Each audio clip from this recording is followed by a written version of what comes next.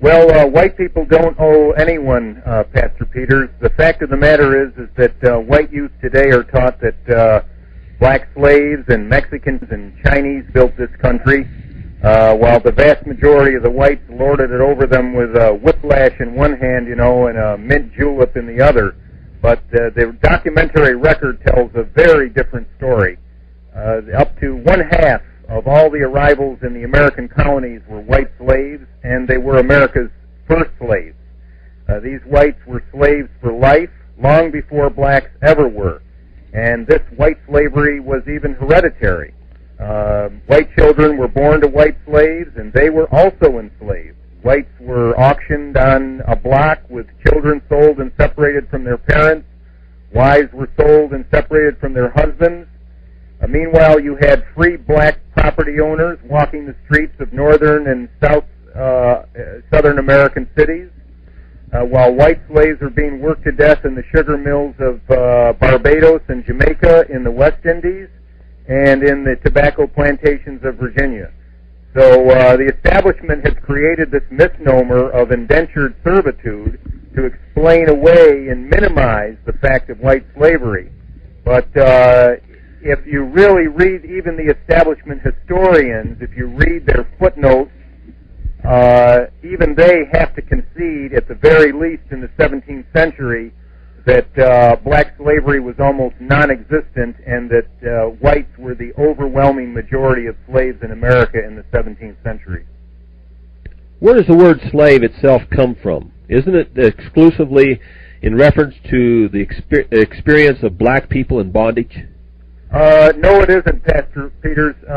Actually, the word slave derives from the white nation of people known as the Slavs, or the Slavic people. And they were enslaved longer than the entire history of the United States. The Slavic people were slaves about twice as long as blacks were slaves in North America. So the actual definition of that word pertains to the experience of white people in bondage, yet the politically correct historians tell us that we're not allowed to refer to whites as slaves. So it's really a huckster's game that's at work there. It's that old wordsmith game, isn't it? That's correct. How did the enslavement of whites in America begin, anyway? Well, the enslavement of whites in America really actually has its roots in Great Britain, because it's really a very complex story. Of course, the history of whites in bondage goes all the way back to the ancient world. The ancient Greeks and the ancient Romans, of course, held slaves, and the majority of those slaves were whites. This has pretty much been the essential experience of all people throughout time, and it's ludicrous to say that it's exclusively the experience of blacks. However, if we bring this up to the American colonial period, we must go to Britain because, of course, America was a colony of Britain. And Britain began its decline in the 16th century, shortly after the reign of Henry VIII. It really, I would say, it went into decline under his son, the very weak boy king, Edward VI. And in the era of Edward VI, we see that usury, or the charging of interest on loans, that had been illegal in Britain. And during the reign of Edward VI, he was being manipulated by his counselors, and that's when usury was legalized in Britain in 1548. And from that point onward, you also had the beginnings of the enclosure laws, which was the taking away of the right of the English people to farm freely in these common lands which had existed. They were basically swindled out of their land. And from that, you had a pauperization process beginning. You had the first real beginnings of a class of white people in Great Britain known as paupers. And once you had that, of course, you had all the social evils that came along with the paupers. Now, pauperization began in a large-scale way under Queen Elizabeth I, and this is when you had the first welfare laws in Britain being passed. And when white people who had formerly been yeomen, who had been freemen, now there had been a class of white slaves in early Britain known as the villains. from which we get the disparaging term of villain. It was spelled a little bit differently with an E on the end instead of an A. However, you still had a majority of the whites able to farm and able to live as free men. Now, more and more, the majority of whites were changing over from free men and yeomen and landholders and farmers over to this class, this formal class of paupers. And that's what began the roots of white slavery, because once you had paupers, you had developing the workhouse system, which was the way to manage the paupers, which was to enslave them in an institution where they could be controlled, which was the workhouse system in Great Britain. That's an amazing story. In fact, it's so amazing that I know there are some people, just using the understanding cognitive dissonance, that they're rejecting some of the things you're saying because it seems so fantastic that they've never heard this. What happened to whites in Great Britain if they opposed the king or they were defeated in battle? You know, in high school today and in colleges, we're told that the whites have been so-called indentured servants. That we do hear about some of indentured servants in America, but never slaves. And I know you address it in the book, and I want you to tell the people about it. Right. Well, first of all, of course, you had battle captives and people who were opposing the king, or if they lost in battle in the various civil wars and rebellions in Great Britain. Generally, one of their punishments, if they were fortunate enough to escape execution, was enslavement. And what would happen to them is they would be transported. Now, that was in a technical term. It didn't just mean that you were put on a ship, but it was actually a term related to forced deportation from Great Britain. And these various white rebels against the crown were then transported to the British Crown colonies of the West Indies, particularly Barbados and Jamaica, where they were basically worked to death in the sugar mills there. And when white tourists go to Jamaica and Barbados, they're basically going to the scene of a white Holocaust, because most of these white men didn't survive beyond the first couple of years there. However, this enslavement was long-term. It just did not involve only political prisoners or those who had lost battles, but it also involved the kidnapping, as I will discuss later, of whites off the streets of Great Britain, so that even in the early parts of the 20th century, you had a remnant of poor whites in Barbados known as the Redshanks, who were the survivors of white slavery there. So it was a very onerous thing to be captured in battle, and you were, in fact, subject to slavery as a result. The Redshanks, would that in any way tie up with the word rednecks? Absolutely, yes. Is that right? Yes, this is one of the racist terms which the media freely uses. We're often told that the most horrible word, I think this specter was summoned in the O.J. Simpson circus, that the most horrible word in the English language, one of his lawyers said, was the N-word. However, to conscious white people, one of the most horrible words is the word redneck. And this term of derision is bandied about in movies and television and in the newspapers totally blithely. We're just supposed to take this. We're supposed to be labeled in this way. However, if we look at the etymology of the word, the root of it is a means of poking fun at poor white people whose skin would redden in the sun in the West Indies, and they would be called hillbillies, Scotland Johnnies, by blacks and by wealthy whites who enslaved them, Redshanks, and eventually this term of derision, this loathsome, contemptible term for poor white people, eventually evolved into the modern-day term of redneck. Yes. That's fascinating. How were the slaves actually enslaved? How were the whites enslaved if they were not just indentured servants? Well, the indentured servant thing was basically a racket. I mean, there was a minority of people who were in bondage who were fortunate enough to have been indentured servants, because after all, indentured servitude, when it is practiced correctly and legally, is a form of apprenticeship. Someone, as we were told in high school and college, would trade a period of his labor in return for passage over on a boat or in return for instruction in a skilled trade. So that is a legitimate a contract there between a laborer and an employer, and I certainly sanction it, and I think it's a good thing. In fact, I'd like to see apprenticeship practiced more today as more and more young people get away from the public school systems and they're homeschooled by their parents, and then as they reach their teens, why it would be quite natural for them to apprentice themselves to a manager or someone who had something to teach them. However, under this euphemism of indentured servitude, Pastor Peters, a tremendous hoax and a tremendous swindle was perpetrated against the poor white people. And that is to say, it functioned in two ways. One, as a cover-up for the actual experience of white people in slavery. In other words, as this slavery grew larger and larger, and the white aristocracy in Britain scrambled for a way to cover it up, they grouped it under the notion of a contract for indenture. Secondly, it functioned as a way of entrapping people. In other words, people would be press-ganged or kidnapped aboard ships, and a spurious indenture would be written out for them, allegedly corresponding to the biblical injunction that no servitude is to go beyond a period of 7 years, and this is where we get the notion of a 7-year limit. In fact, that limit was completely ignored, and these people were referred to as indentured servants. They were even told that they had a contract of indenture, but in fact they were slaves for life. Now, the way this occurred, the real engine of this enslavement in Britain was kidnapping.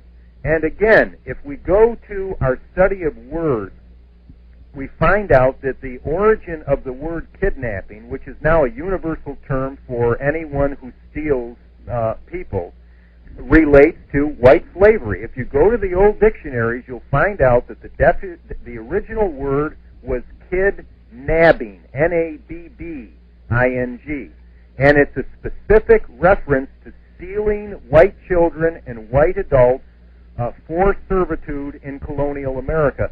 And tens of thousands of them were kidnapped from the port cities of England and Scotland. In fact, it got so bad in the late 17th century that parents were in great fear to let their children go to the port cities on an errand without their parents or some other adult guardian safeguarding them. And in fact, even if an adult was along, oftentimes that adult would be knocked on the head and put on board the ship. And in my book, They Were White and They Were Slaves, I give many accounts of this mass kidnapping in action.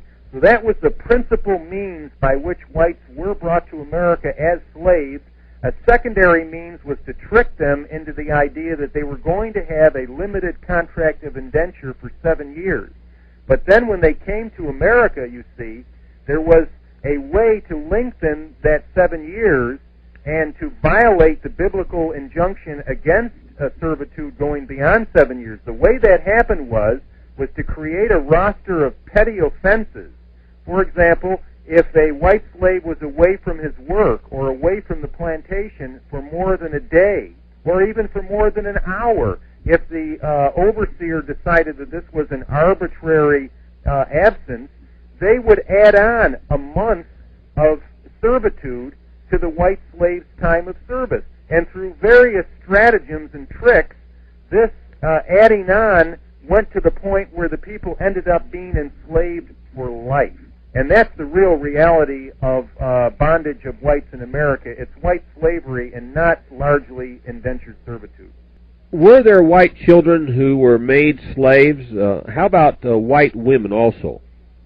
Yes, very definitely. If you were born to a white woman, then you also became the property of the owner. Now, for a white woman was basically banned.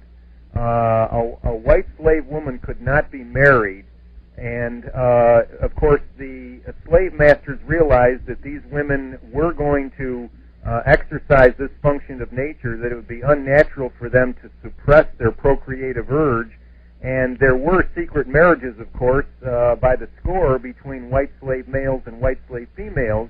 But this played right into the hands of their owners, because then more time was added on to their allegedly limited service by the fact that she had these children out of wedlock. Then the children became the property of the master. Now, it depended on which era of colonial law this occurred in.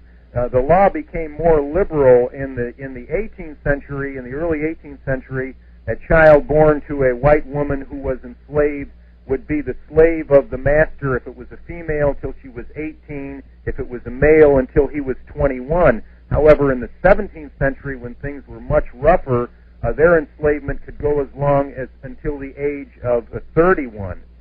So this was really dependent on the local situation in the various states.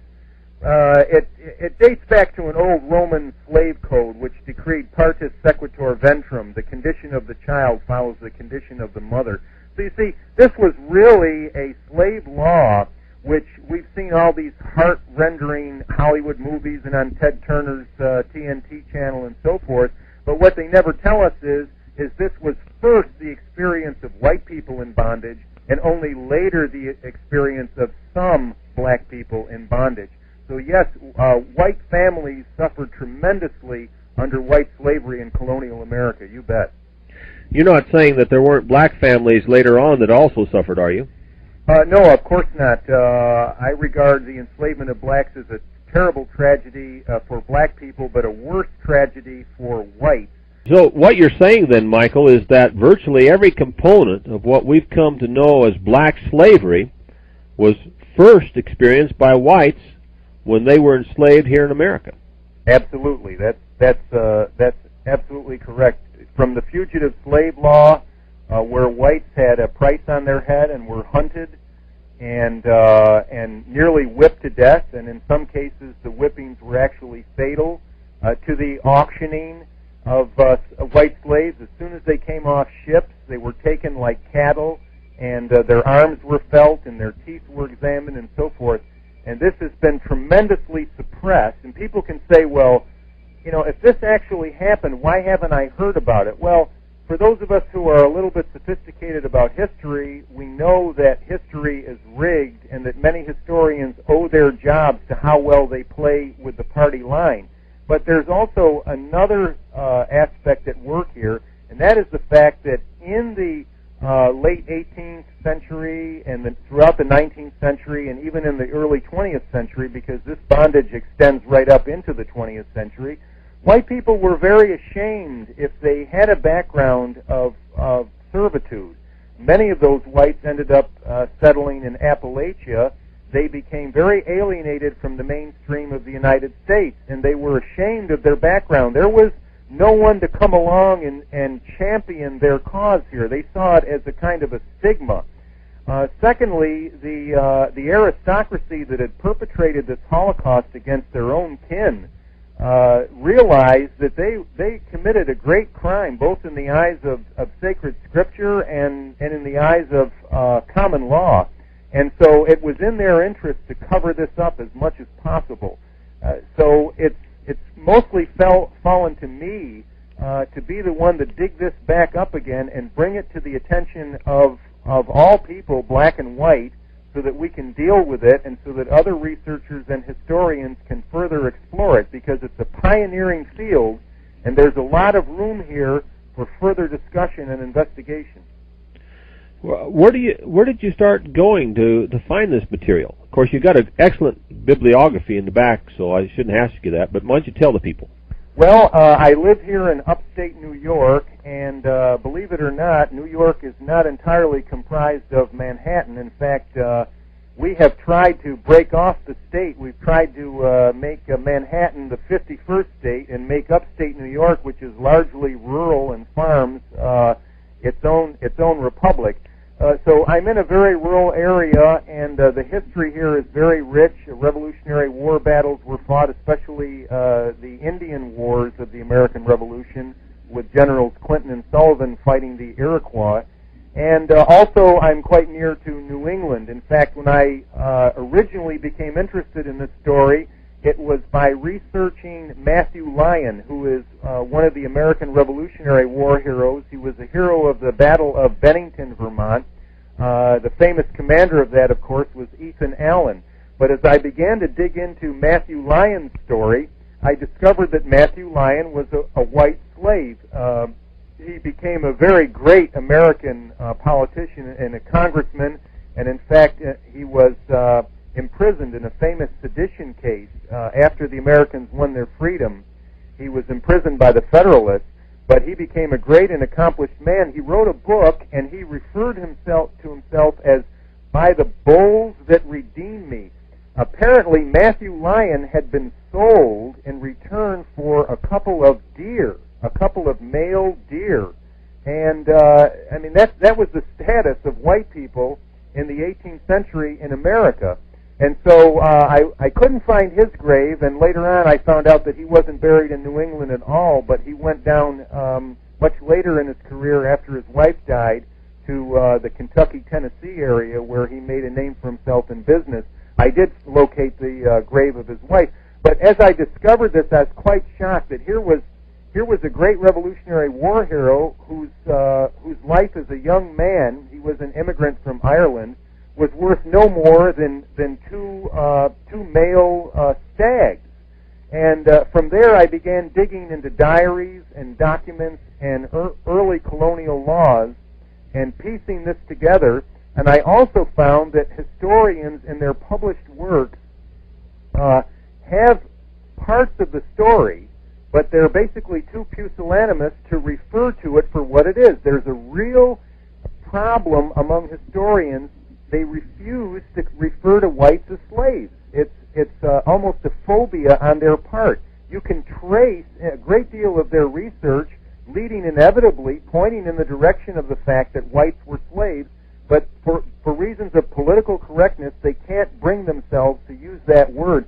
So the footsteps and the tracks of this great mystery can be ferreted out in a number of areas, both in terms of original research, diaries, and letters, as well as in published histories. During the Civil War, let me ask you this, or the war between the states as they call it, the Northern abolitionists accused the Southern whites of being heartless. But the Confederates, they would counter by claiming that the Northern whites held white people in virtual slavery in the factories in the North. What can you tell my audience about the enslavement of white factory workers in America, and in Britain for that matter? Yes, well, Pastor Peters, that's another suppressed story. It was one of the really great challenges of the Southerners against the North and has gone largely unanswered.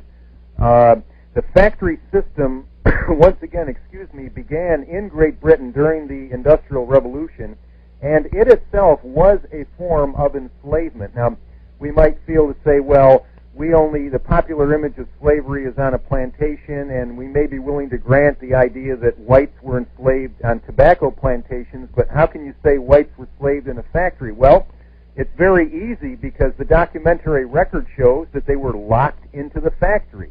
The doors were locked. These were largely, by the way, children who were workers in the factories that did the very toughest of the work, both in the northern United States as well as in industrial Britain. They worked under the absolutely most horrendous conditions. What age of children are we talking about? We're talking from an age, depending on the machinery and the type of work, we're talking from as young as 5 years old on up to 14 or 15. So you had that situation where these northern abolitionists, many of them were factory owners. As we know, Frederick Engels was a factory owner, but he claimed to have a tremendous interest in the welfare of poor whites.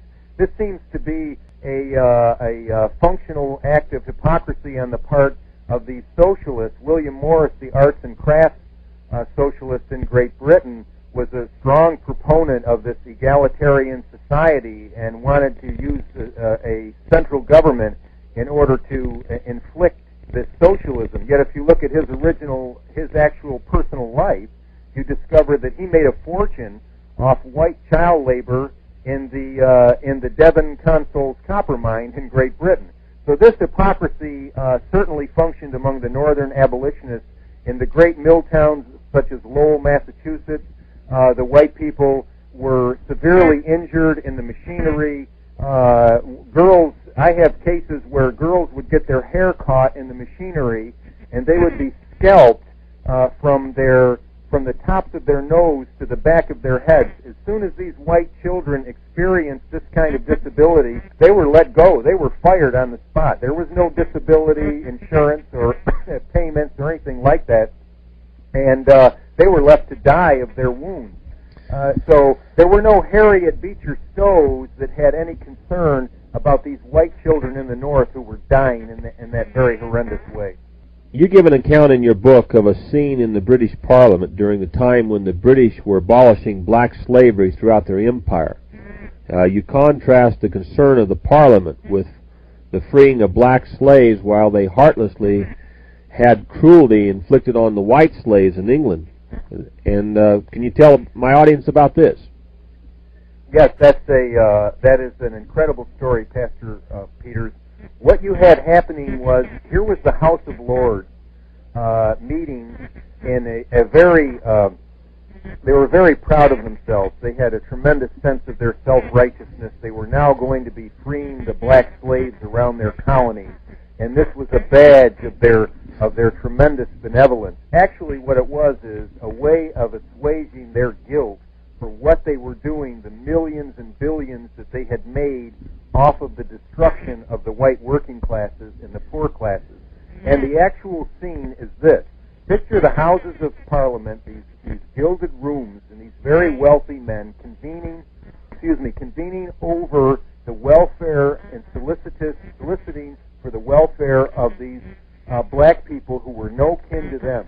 Meanwhile, climbing up the chimney of this House of Parliament were 6- and 7-year-old boys who were going up there, who were enslaved to chimney sweeps, who were catching cancer from the cinders that were in the chimneys. 6- and 7-year-old boys worked to death in these chimneys. Often the chimneys, not necessarily in the Houses of Parliament, but other chimneys throughout Georgia and Hanover in England, would collapse on these children. Sometimes they were forced up into a chimney that still had a fire in it, because there would be a big banquet going on, and there'd be a chimney fire, and they would extinguish the chimney fire, but the chimney was still hot, and they wanted to get on with the meal, and they would force the child or beat the child to go up the chimney. Now, many times reformers, such as Jacob Hanwell, raised reform bills in Parliament to abolish chimney sweeping among children under the age of 10. And, Pastor Peters, they could not get that bill passed in Parliament because people like David Ricardo said that it would be an affront to the rights of property. This is Pastor Peters, and I hope you enjoyed the interview that I had in years gone by with Mr. Hoffman, author of the book, They Were White and They Were Slaves. Hoffman, you have written a controversial book about They Were White and They Were Slaves. Yes. How did you come to write this book? Well, originally I came across a book on white servitude in Virginia by a man named J.C. Bala, and I became very intrigued by his idea that white servitude was not limited to this juvenile kind of sophomoric notion that's pushed in high school, that persons of white background who were put into so-called indentured servitude had a very privileged type of bondage, and that that bondage was very temporary, and then it was ended after a period of 4 or 7 years, and they re-entered the ruling class and went about the job of exploiting black people.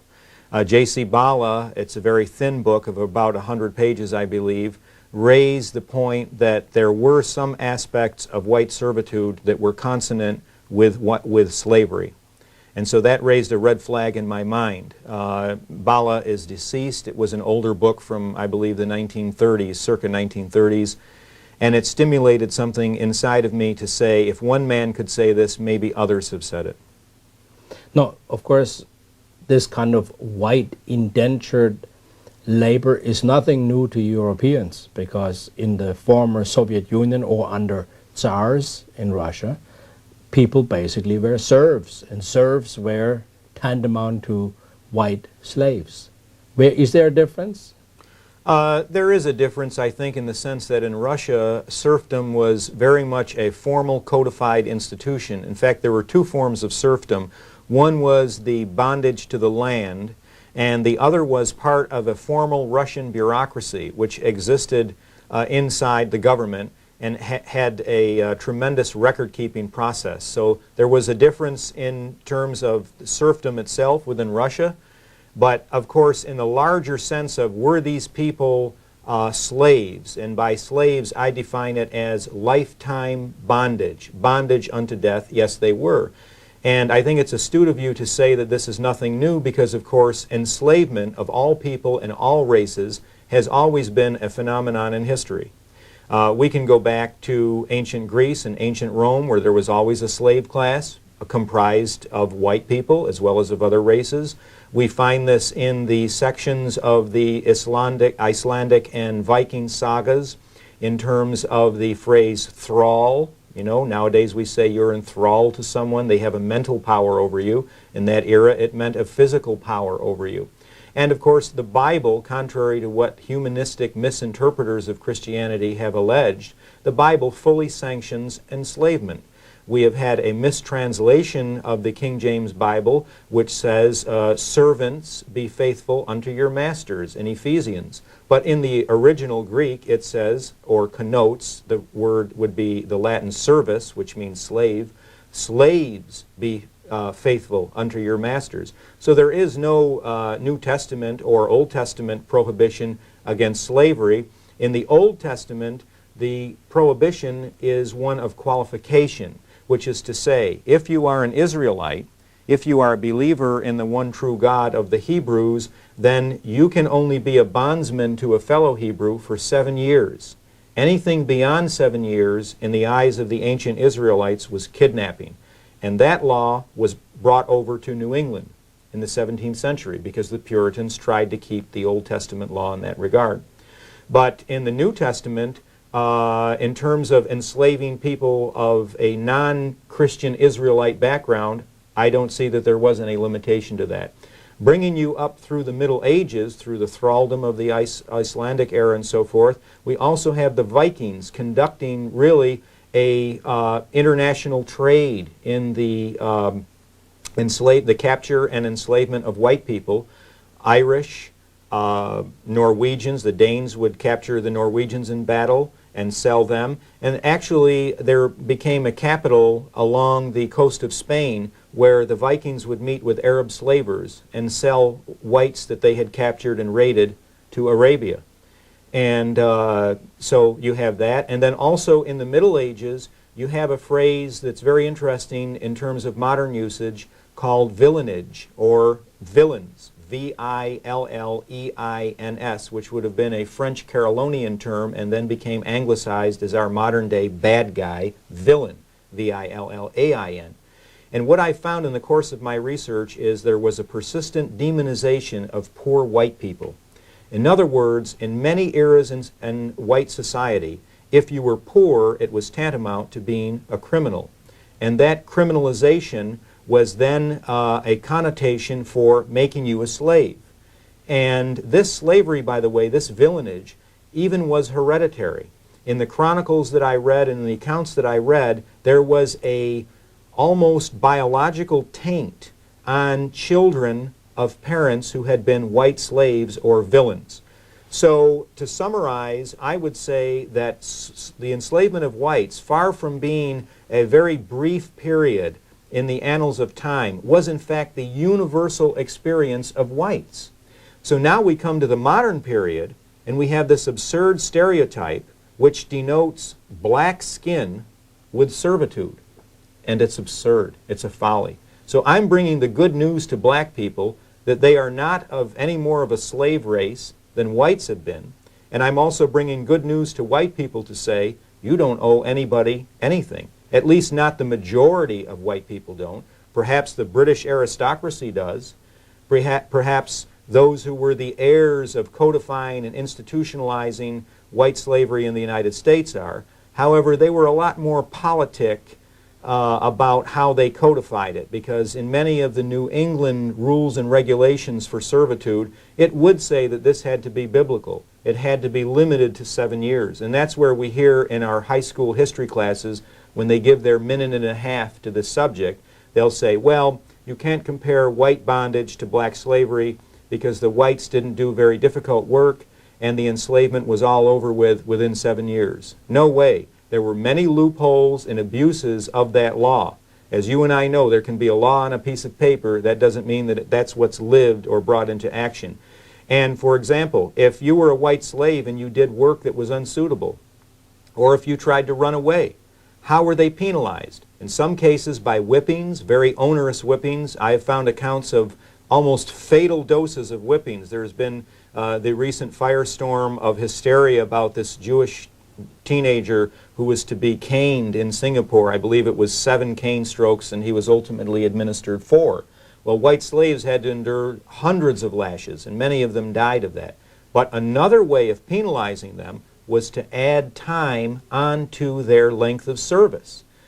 If you ran away a day, that was a month of additional service. If you ran away for a month, that was a year of additional service. If you stole from your master, that could be months of additional service. If you had a corrupt master, and the courts of assize listened more to the master than they did to you, he could have all kinds of trumped up charges against you, as happened in the Caribbean, and as happened in the United States in the tobacco plantations, and it meant that in reality it boiled down to a lifetime of enslavement under the euphemism of indentures.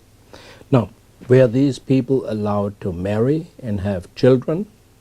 No. A white woman who had a child out of wedlock because she was not allowed to marry, so any child she did have would be out of wedlock. If it was a male child, that child became a slave until the age of majority, and the age of majority was 21 for males, and a female issue from that woman would be a slave unto that woman's master until the white child was 18.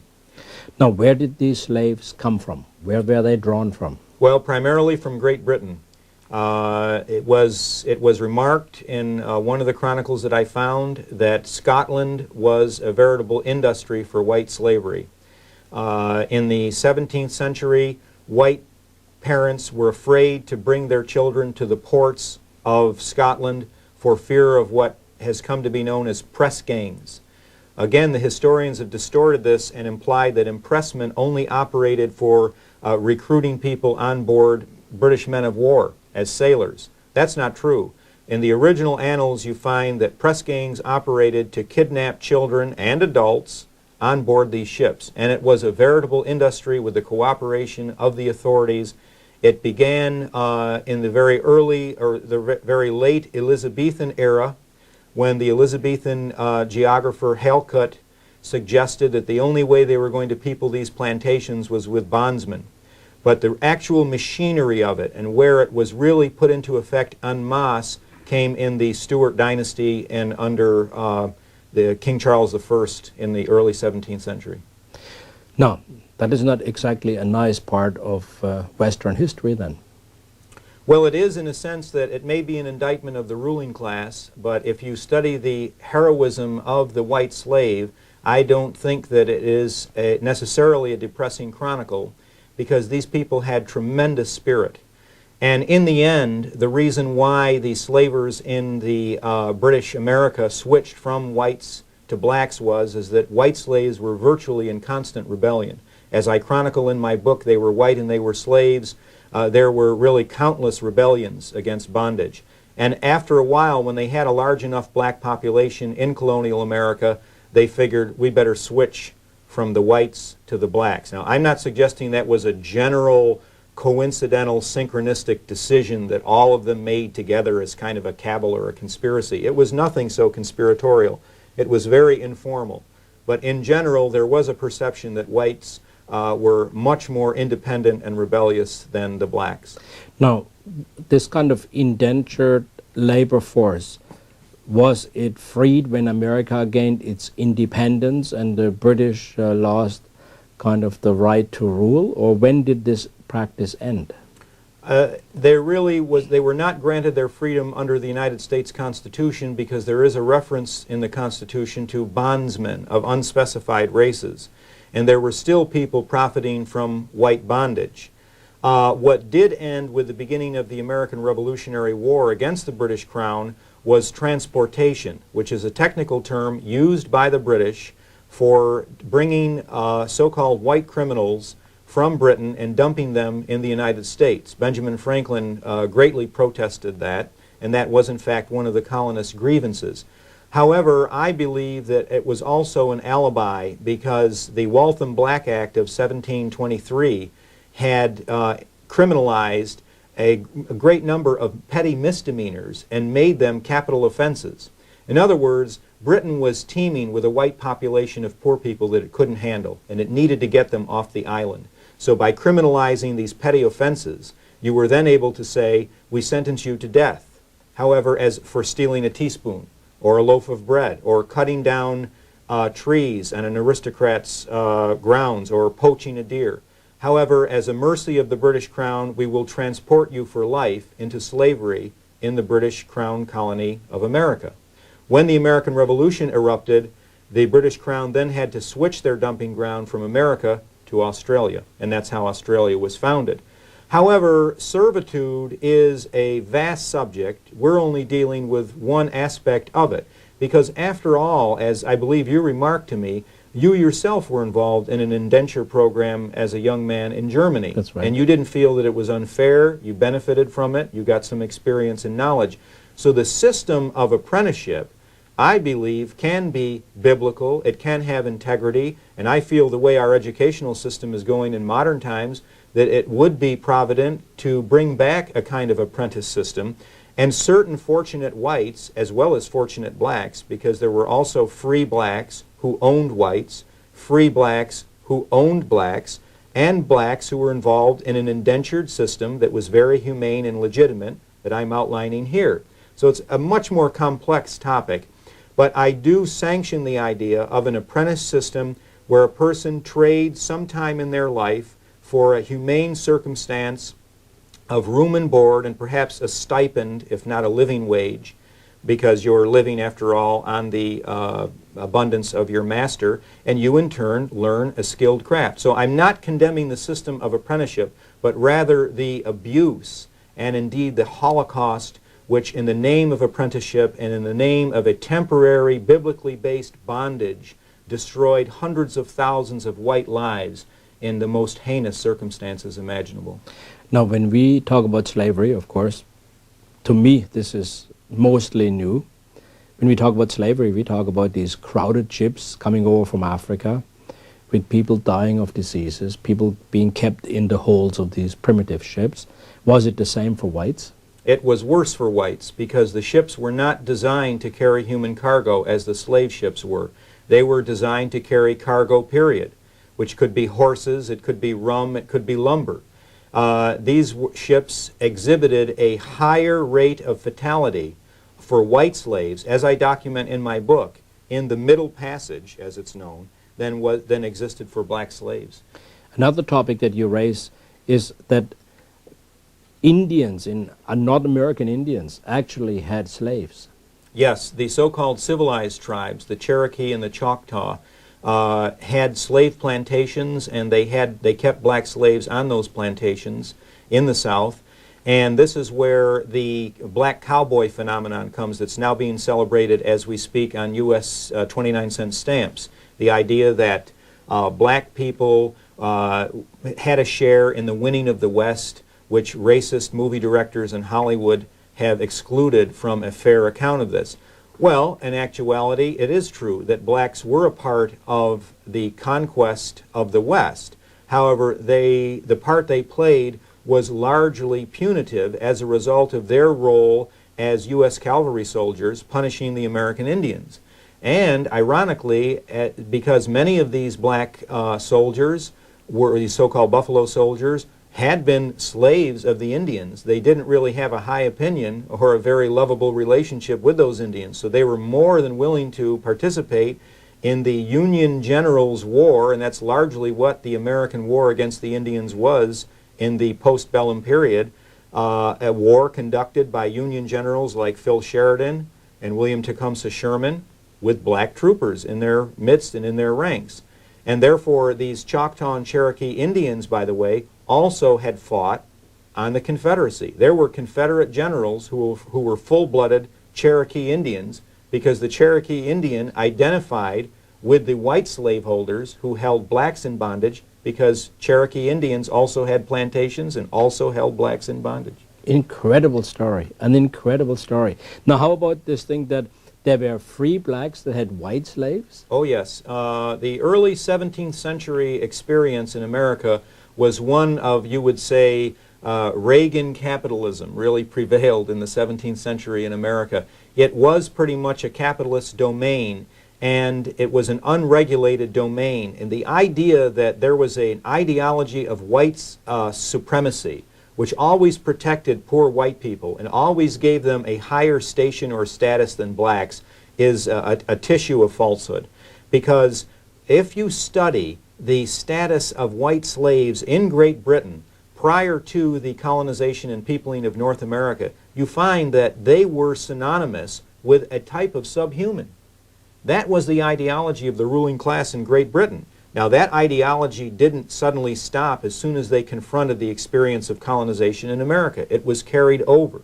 So there was a sense among the British aristocracy, who were now the governors of the crown colonies in British America, that if blacks were holding some individual whites in slavery or bondage, well, what the heck? These were, after all, poor whites, and this was their natural state. To the credit, I certainly don't wish to indict all wealthy whites. I'm not engaged in a class warfare here. I come from a family that had a fairly affluent background, so I don't have any axe to grind. It's just that this is what the facts, the documentary record, the empirical facts speak, and I must therefore be the vessel of their articulation. But there was finally a law passed. If you look at Henning's history of the statutes of Virginia, they actually had to pass a law saying that no black or Indian shall hold a Christian in bondage. Well, Christian was a euphemism for white person. So that's one of the pieces of evidence that we know, because, you know, they came to be very ashamed and embarrassed. The record of white enslavement is not something that they wanted to broadcast to the world. It was something that existed in a kind of an anomalous and ambiguous fashion, and one has to hunt these things out. Now, I'm not saying that it's something that was in code, but if we see a law that says no Indian or black shall hold Christians in bondage, we have to understand that these were people who were very reluctant to pass a great deal of laws.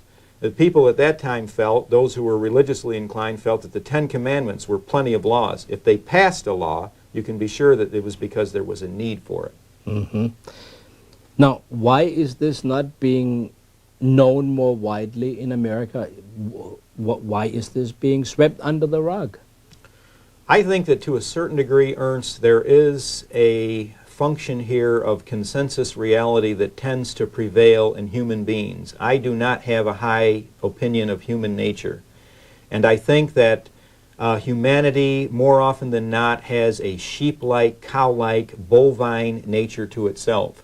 And since the received opinion is that blacks were slaves and whites were always the wealthy overseers, people don't tend to rock the boat. Now, people whose profession it is to look into this matter, university historians and academicians whose job it is to investigate and sift history, have this function of political correctness, which impinges on their tenure, their salaries, and indeed their relationship to the community. So if they begin to explore a politically incorrect area, then of course they may be subject to sanction. Secondly, we have a gigantic industry in the United States and in the West which is determined to limit black people to a slave mentality, to tell them you've been slaves, and the only way you're ever going to get out of that is to rely on the slave mentality of the socialistic welfare democratic system, which is going to subsidize your manumission ever further.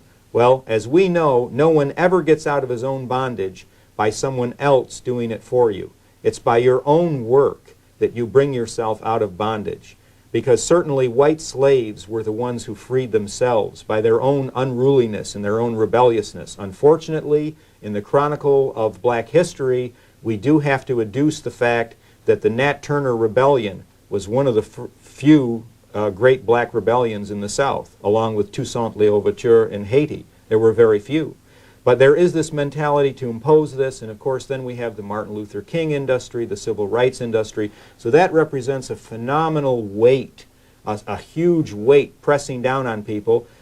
I do think, though, that my book, in its own subtle kind of guerrilla way, I say subtle because only 5,000 copies have been sold. We're sort of a samizdat press ourselves. I do think that it's beginning to percolate down into the halls of academy. Is there not a good message here that one can say to blacks and to whites, look, you're not on opposite ends of a spectrum. You actually have a common shared experience, because undoubtedly many of the working class whites, the descendants of working class whites in America, are therefore descendants of white slavery as the blacks were of black slavery. Absolutely, and especially in Appalachia, where you had the phenomenon of the so-called border southern whites, the whites who peopled West Virginia, Tennessee, and Kentucky. People like Andrew Johnson, who became a president of the United States. He was vice president under Lincoln. Andrew Johnson had been an indentured servant. He was an apprentice tailor. He was treated brutally. He ran away. I don't consider him a white slave in the technical sense, because by that period in America's history, it had moved into, as a mass phenomenon, into something that was more a temporary bondage. However, nevertheless, you did have the fact that a reward was posted for him. For a president of the United States as a young man, a reward was posted, a wanted poster was issued, and he had to flee the state of Tennessee. He went on to become vice president, and after Lincoln was assassinated, president of the United States. But there was an independent group of Americans living in those mountain border regions who were unwilling to fight for the Confederacy, not because they were scalawags who sided with the blacks, but because in a sense they were ultra-nationalistic whites who didn't want to lift a finger for the planter aristocracy in the South, who, poor white people felt, treated blacks better than they did poor whites. So yes, there is a unity and a common heritage not only between blacks and whites, but between all people on this earth in the sense of servitude. I certainly don't believe in a new world order or one big world, but I'm talking about in terms of this experience.